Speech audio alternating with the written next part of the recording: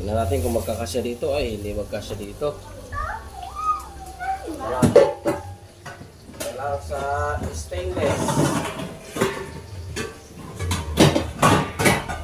Kasi, dadalhin namin sa church, sa mga kasiga. Hindi makita yan. Sige, kasi mo maayos. Mga taga-video ko kasiga, mahinang klase ay. Grabe. Ito natin dito ang 1 kilong manok. Mahigit. At tayo mag-adobo, dadalhin natin sa church. Kami ay mag-church. Dahil ngayon ay Pastor Day. Okay.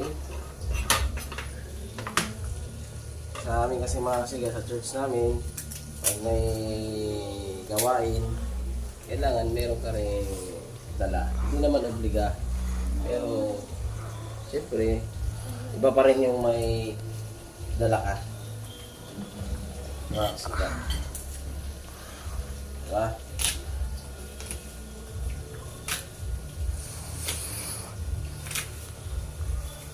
Ano na?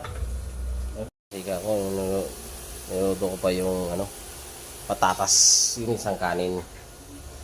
Yan pa. Yan ang agahan namin ngayon for today's video.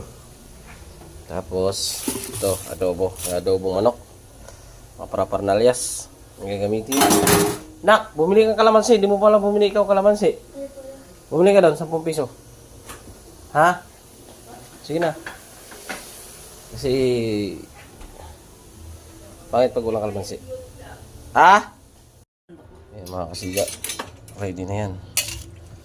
Asukal, paminta, sibuyas, tsaka bawang lang. Wala tayong kalamansi. At tagilid ang bangka. Kasi hindi nakabili. Ayan, tubig mo. Tubig. Ayan, water. Di ba, anak? Ika pa?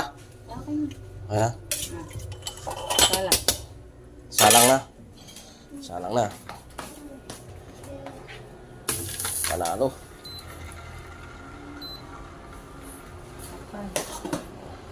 Ikaw?